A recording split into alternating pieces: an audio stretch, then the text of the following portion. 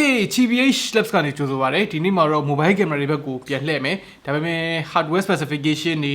camera တွေအကြောင်းကိုအသေးစိတ်ပြောမှာတော့မဟုတ်တော့ဘူးเนาะအရင် video တုန်းကလိုမျိုးဆိုတော့ဘယ်ကနေစပြောရမလဲဆိုတော့ phone camera တွေကိုဘယ်လောက်အထိမျှော်လင့်ကြလဲဆိုတာကိုစပြောရမှာပေါ့ခုနောက်ပိုင်းကကျွန်တော်တို့ mobile camera တွေနဲ့ပတ်သက်လာလို့ရှိရင်ဈေးကွက်ထဲမှာ competition ကတော်တော်လေးကျန်းလာပြီအရင်တုန်းကလိုမျိုးဈေးသက်သာတဲ့ phone တွေရော flagship phone တွေရောက camera ဘက်မှာအရင်လိုမဟုတ်တော့ဘူးပို့ပြီးတော့အာရုံစိုက်လာကြပြီ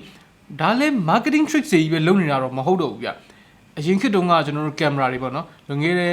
4နှစ်ဝန်းကျင်လောက်တုန်းကဆိုလို့ရှိရင် camera တွေနဲ့ပတ်သက်လို့ရှိရင်များများဆဆသိပ်ပြောစရာမရှိဘူးဒါပေမဲ့အခုနောက်ပိုင်းကျတော့ camera ဆိုတာ topic တစ်ခုလိုဖြစ်လာပြီလူတိုင်းကဓာတ်ပုံရိုက်ရတာသဘောကျလာတယ်ဆိုတော့ phone company တိုင်းကလည်းပိုကောင်းအောင်လုပ်လာတယ်သူထက်ငါပိုပြီးတော့စိတ်ဝင်စားစရာကောင်းအောင်လုပ်ပြလာကြတယ်ပေါ့နော်ဆိုတော့ကျွန်တော်တို့ mobile camera တွေမှာ step တစ်ခုအနေနဲ့ရှိခဲ့တာ dual camera တွေပါအဲ့တုန်းက dual camera တွေကိုသိပြီးတော့စိတ်ဝင်စားတာတော့မဟုတ်ဘူးအမှန်တမ်းပြောရင် dual camera တွေစပေါ်ပေါက်လာရခြင်းဒီ focal range နှစ်ခုဆိုတာမျိုးထက်ဗျာ portrait mode ပုံတွေရိုက်ချင်လို့ဒီ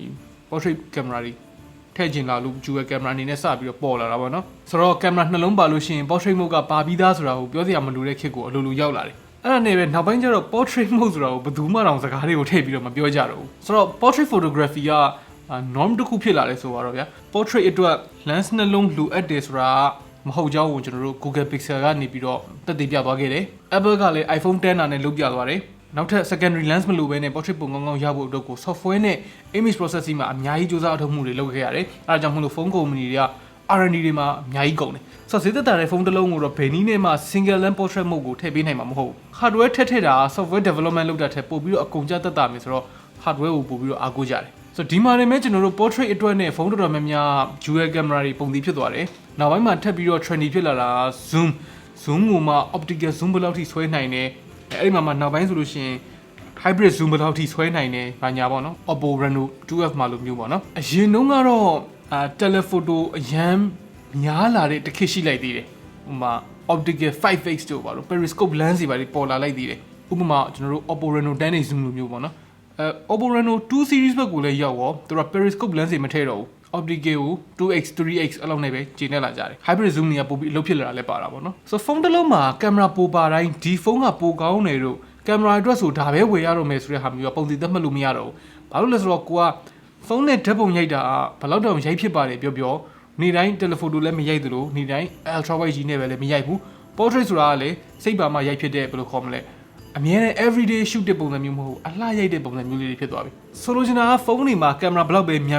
းကင်မရာတွေဘယ်လောက်ပဲပိုပါကိုတကယ်နေတိုင်းသုံးဖြစ်တာ main camera ဥပမာကျွန်တော်လည်းအခုနီနီနာနာရှိတဲ့ Oppo Reno 2F နဲ့ရှင်ပြီးပြောကြည့်မယ်ပေါ့နော်ဒီကောက်မှာကင်မရာ၄လုံးပါတယ်ဒါပေမဲ့ကိုရီအောင်အဲ့၄လုံးစလုံးပါတာကိုသိပြီးတော့စိတ်မဝင်စားမိဘူးဒါပေမဲ့ဘယ်နှလုံးပါတယ်၄လုံးပါတယ်၃လုံးပါတယ်၂လုံးပါတယ်ဆိုတော့စိတ်မဝင်စားတာသူရဲ့ overall quality ကိုတော့စိတ်ဝင်စားတယ်ကိုကဖုန်းတစ်လုံးကိုဝယ်ပြီဆိုလို့ရှိရင်ကင်မရာတစ်ခုတည်းအတွက်ဝယ်တာမဟုတ်ကြောင်းကိုမေ့သွားတတ်ကြတယ်ဆိုတော့အဲ့လိုအချိန်မျိုးမှာဆိုလို့ရှိရင်ကျွန်တော်တို့ကင်မရာတွေပိုများသွားတာပိုကောင်းသွားတဲ့ပုံစံတွေရိုက်လို့ရမယ်ဆိုပြီးတော့စိတ်ထဲမှာအထင်အမြင်လွဲမှားနိုင်တယ်အဲ့လိုလေအထင်အမြင်လွဲမှားအောင်တချို့တွေကလည်းလုပ်တယ်လို့ထင်တာပဲဆိုတော့အဲ့လိုမျိုးလွဲမှားမှုမဖြစ်အောင်ကျွန်တော်တို့နည်းနည်း bitter truth ပေါ့နော်နည်းနည်းခတ်သိတဲ့အမှန်တရားလေးတစ်ခုပြောပြပါမယ်ဖုန်းကင်မရာတွေမှာတကယ်ကောင်းနေထားအောင်ကိုကစိတ်ရှည်မှတေချာရိုက်တတ်မှပုံလှထွက်မှာပါဒါမှမဟုတ်ဆိုတော့ကိုစကေးရှိမှလည်းပုံလှထွက်မှာကိုရဲ့ photography skill ကို improve လုပ်ဖေးနေတော့ပိုကောင်းတဲ့ဖုန်းကင်မရာတွေပိုများလာတဲ့ကင်မရာတွေနဲ့ကင်မရာ feature တွေကအလကားနီးနီးပါပဲဒါကဖုန်းကုမ္ပဏီတွေခင်ဗျားကိုမပြောပြတဲ့အချက်ပါဒါပေမဲ့ကျွန်တော်ကတော့ပြောပြပါတယ်အဲဆိုကျွန်တော်လူရုပ်မာကြီးမလို့ပါဆိုတော့ဖုန်းတွေမှာကျွန်တော်တို့ကင်မရာတွေများလာတာတစ်ဖက်ကနေပြန်ကြည့်လိုက်ရင်ကောင်းတော့ကောင်းတယ်ဆိုကြပါစို့ကျွန်တော်တို့ ultra wide လိုချင်တယ်ဆိုလို့ရှိရင်လည်းပါတယ် portrait လာဖြစ်တယ် zoom လာရတယ်ဒါမှမဟုတ် macro လာကုန်စင်ပြည့်တယ်ဆိုလို့ချင်တာပို့ပြီးတော့ versatile ဖြစ်တယ်ကင်မရာတွေပိုပါတ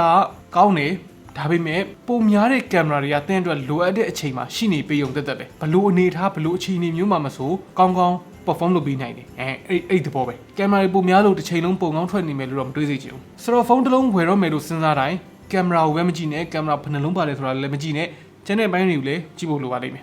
ဆိုတော့အရင်ဗီဒီယိုတုန်းကကျွန်တော်တို့ပြောခဲ့ဘူးတာရှိတယ်ကိုကဖုန်းဝယ်ပြီဆိုလို့ရှိရင်ဖုန်းကိုသုံးပါဓာတ်ပုံမရိုက်မှာမဟုတ်ဘူးအဲကြောင့်မလို့တေချာစဉ်းစားပြီးတော့ရွေးဝယ်စေချင်တယ်ဆိုတော့ဗီဒီယိုရဲ့အနှစ်ချုပ်ကျွန်တော်တို့မေကွန်း section လာပါပြီဆိုတော့မေးမဲ့သူဘယ်သူများရှိလဲမသိဘူး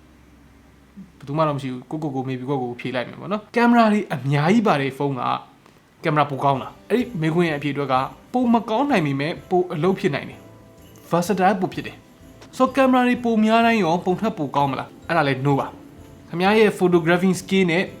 အဲ့ဒီကင်မရာတွေကိုဘယ်လိုအသုံးပြုရမလဲဆိုတာပုံမှာအများကြီးမူတည်တယ်ဆိုတော့နောက်ထပ်မိကုန်းကကင်မရာများတဲ့ဖုန်းတိုင်းမှာအကုန်လုံးကအသုံးဝင်လားအကုန်လုံးဒီပါတော့အသုံးဝင်တတ်ကြတာများပါတယ်မသုံးပြရင်တော့တစ်မျိုးပေါ့နော်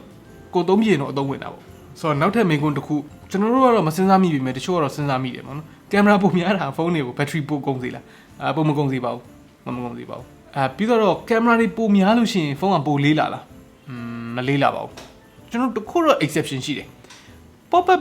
selfie camera ပါတဲ့ကောင်လေးဆိုလို့ရှိရင်တော့နည်းနည်းလေးပိုလေးလေးရှိတယ်အဲ့ဒါက selfie camera နဲ့တကယ်ဘာမှမဆိုင်ဘူးအဲ့ဒီ pop up selfie camera အပေါ်တက်လာရအောင်လို့လုပ်ပေးထားတဲ့ motor ကြောင့်ပိုလေးတာပါဆိုတော့ကိုရီကိုမေးမယ်ကင်မရာနဲတာနဲ့များတာနဲ့ဘယ်ဟာပိုကြိုက်လဲ